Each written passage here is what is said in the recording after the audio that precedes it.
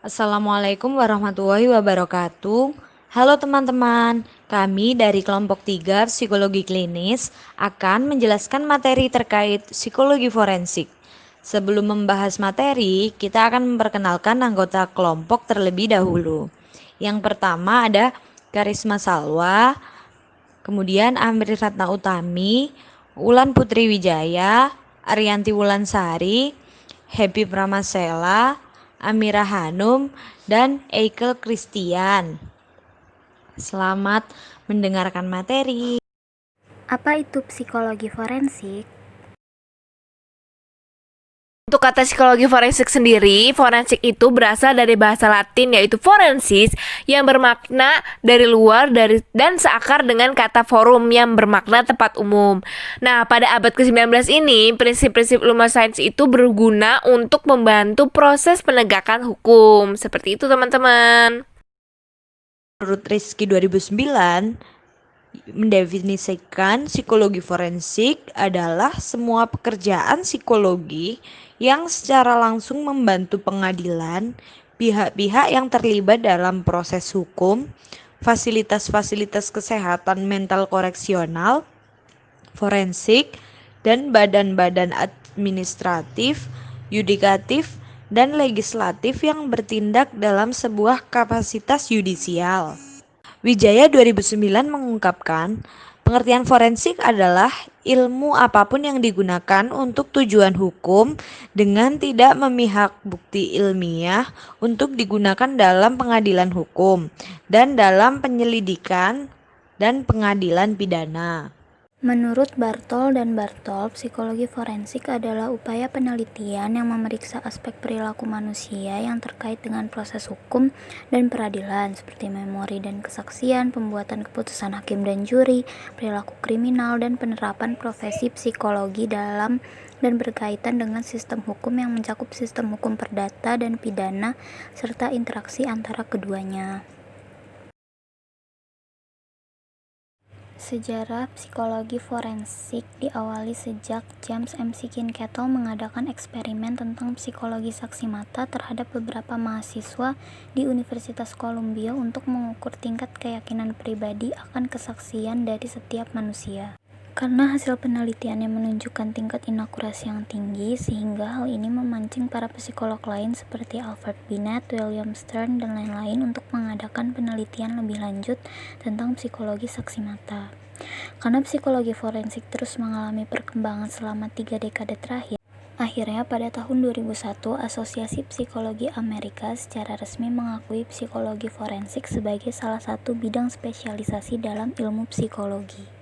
Peranan psikologi klinis dalam psikologi forensik. Untuk melihat kondisi mental klien atau subjek.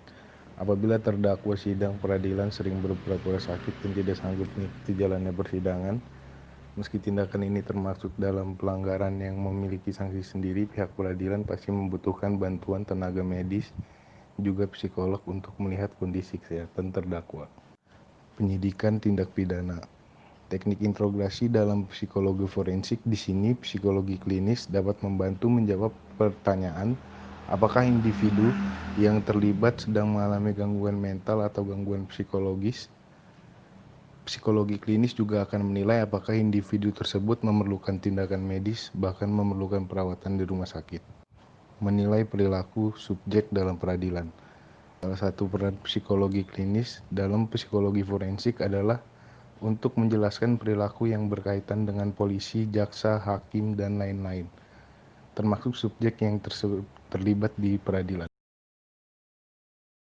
Peranan psikologi klinis selanjutnya adalah menilai kemampuan subjek untuk mengikuti persidangan. Psikologi klinis juga memiliki peran untuk melihat kesiapan mental dan psikologi terdakwa untuk mengikuti persidangan.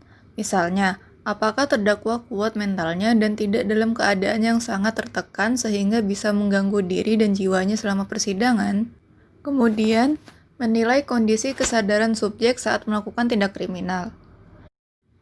Peran psikologi klinis dalam psikologi forensik selanjutnya adalah untuk menilai apakah terdakwa sadar saat melakukan tindak kejahatannya.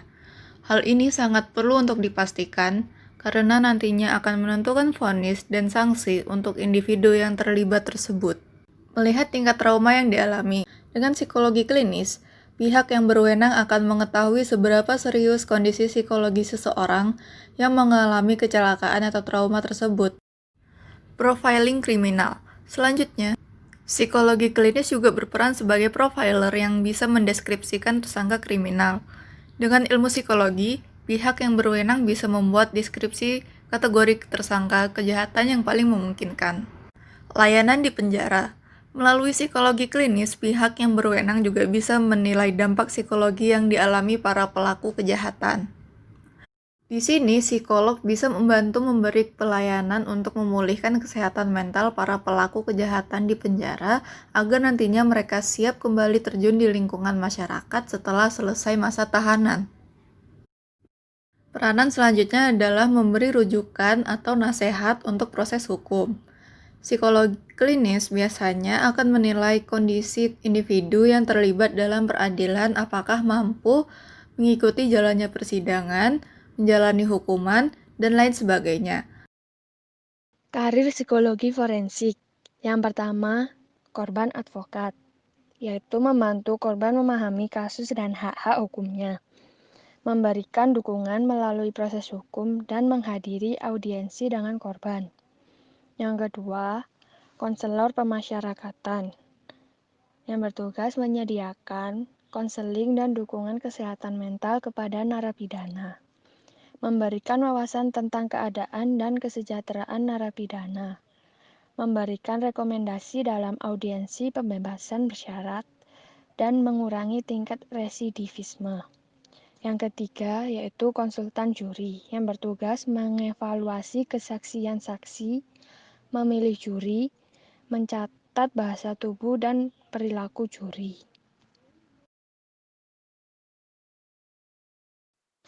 Yang keempat yaitu pengawas penjara, yang bertugas menjaga tahanan dan anggota staf untuk mengawasi kegiatan sehari-hari, mengurangi konflik, dan memastikan penjara bebas dari barang selundupan apapun. Yang kelima, petugas percobaan, yang bertugas membantu mengawasi para pelaku yang baru dibebaskan dari penjara, yang bertujuan untuk memastikan bahwa mereka dipekerjakan dan ditampung secara memadai sehingga tidak kembali melakukan kejahatan yang pernah dilakukannya sebelumnya. Yang keenam, yaitu saksi ahli, yang bertugas memberikan kesaksian dalam persidangan kriminal. Yang ketujuh yaitu profesor psikologi, dan yang terakhir yaitu peneliti psikologi. Terdapat beberapa langkah untuk menjadi seorang psikologi forensik. Yang pertama yaitu mendapat gelar sarjana. Biasanya pengambilan jurusan bisa dari jurusan psikologi maupun dari jurusan hukum. Lalu, langkah yang kedua, kita harus mendapatkan gelar magister psikologi. Karena sebagian besar gelar doktor di bidang psikologi memiliki program psikologi forensik khusus. Dan langkah yang ketiga yaitu mengejar gelar hukum. Namun, gelar sarjana hukum ini bersifat opsional.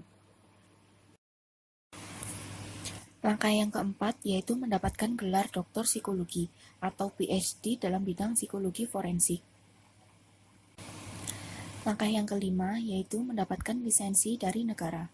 Hal ini berguna untuk menilai individu atas nama pengadilan atau untuk melayani sebagai saksi ahli dalam menilai kompetensi. Dan yang terakhir, langkah keenam, yaitu menjadi board certified, yang mana digunakan untuk meningkatkan pemasaran, membuktikan pengalaman, serta meningkatkan kredibilitas di ruang sidang. Sekian pembahasan dari kelompok kami mengenai psikologi forensik. Apabila ada pertanyaan, silakan di-drop di kolom komentar. Terima kasih.